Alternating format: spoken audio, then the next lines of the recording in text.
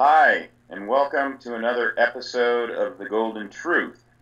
We've had a little bit of a hiatus here while my co-producer John upgraded his production facilities, but we're back and ready to roll with another pre-Labor Day video. It's kind of ironic that it is a pre-Labor Day video because what we are going to expose in this video is the blatant lies being told to us by the Fed, Wall Street, and DC politicians when they make the claim that the U.S. economy is producing jobs. As we will show in this presentation, prepared and narrated by John, not only are Fed officials, politicians, and the media lying to us about the employment situation, but John shows how the White House is outright and blatantly lying when it says that the large and serial decline in the labor force participation rate, which is at historical lows, is because the over 55 baby boomer grouping is opting for early retirement. I know many of you have heard Obama make that claim in front of the camera. As it turns out, the only growth component of the labor force is from the workers 55 and over. And John shows this in this video. I think you'll find it as intriguing and intellectually engaging and exposing of the truth as I did. I hope you enjoy it. It's very short and worthwhile. There seems to be some confusion in the White House over how to keep score in the current economy. Perhaps the most glaring error involves the labor force participation rate, which has been dropping like a brick for 8 years now.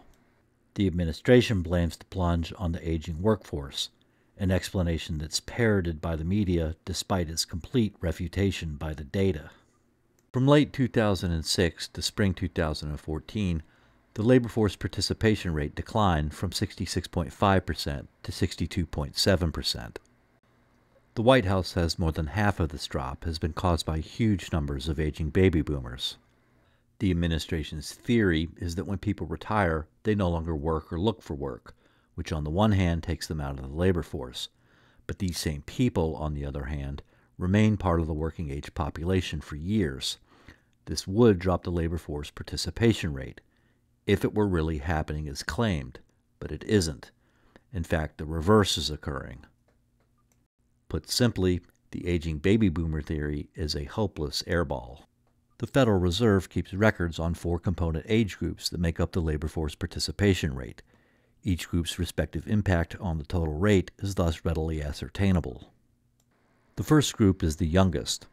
The percentage of 16 to 19-year-olds who are part of the labor force has dropped by an astounding 10-plus points in the last 8 years. But teenagers are also the smallest group in the labor force, so their 10% decline dropped the total participation rate by less than 2%. The next group is made up of 20 to 24-year-olds, many of whom are college students bouncing in and out of the labor force twice a year. Their participation rate, which alternates seasonally, declined by 5% and change over the last 8 years. This dropped the total participation rate by about 1 percentage point. The third demographic is the muscle and soul of the U.S. labor force, 25 to 54-year-olds. The percentage of people in this enormous swath of the population who are part of the labor force dropped by 2.5%. This group is so big that its impact on the total participation rate is literally off the chart. In fact, when this third group is added to the first 2 groups, their cumulative decline is actually larger than the drop in the total labor force participation rate. As we saw earlier, the total drop is 3.76%, which is somehow smaller than the 4.76% decline for the first 3 groups by themselves. This might seem odd or even impossible until you consider the fourth demographic group, people 55 and over, the very group the White House blames for most of the drop in the total participation rate. The facts are otherwise.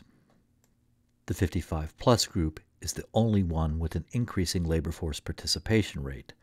These aging baby boomers are thus driving the total participation rate up, not down. Over the last 8 years, their massive influx to the workforce has driven the total rate up by 1%. In other words, if you stripped aging baby boomers out of the labor force, the total decline in labor force participation would go from bad to worse, because workforce erosion among the three younger groups has been horrific. By joining the labor force in such terrific numbers, aging baby boomers have pulled the total participation rate up, contrary to the administration's story. The labor force can be thought of as a baseball team, with 2 young prospects, 1 middle-aged player, and 1 veteran. The younger players are slumping badly, which shows up at their declining batting averages. The middle-aged player's batting average is slumping as well. In fact, the only player who's hot is the veteran. His batting average is going up and stands by itself in bucking the total downtrend for the team. In trying to figure out why the team's batting average is dropping like a rock, even a manager completely lacking the most rudimentary skill would immediately realize that the veteran doesn't have anything to do with this team's problem.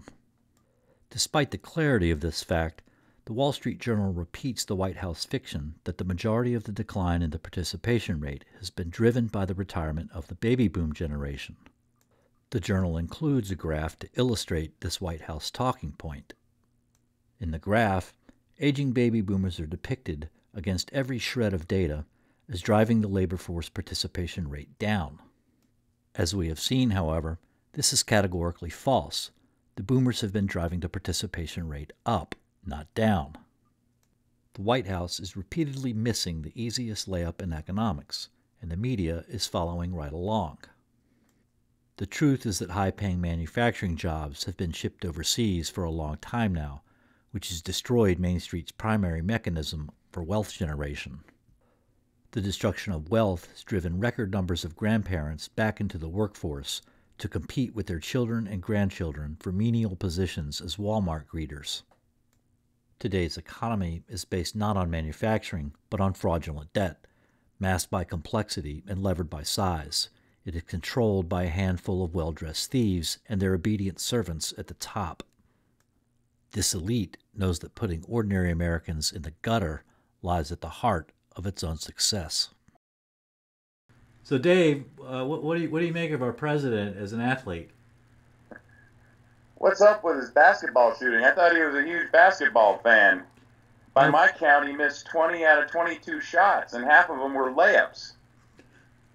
Well, they're mostly 3-pointers, but his real problem seemed to be baseball. Followed closely by bowling, where he rolled a 37 in a game. 37? For God's sakes. But getting back to that basketball, he bounced his layups right off the backboard. They didn't even hit the rim. He throws a baseball like a girl, like a 5-year-old girl. You know, in the baseball interview, which is not shown in the video, the announcer for the game asks him, "So who's your favorite White Sox player?" Because that's the hat he's wearing. And the guy cannot name a single White Sox player in the entire franchise history. It's like, who is this guy? The entire history? He couldn't name a single White Sox player ever. Not one. I thought the guy was from the south side of Chicago. Is that yet another lie we have to suffer through from Obama? One must wonder.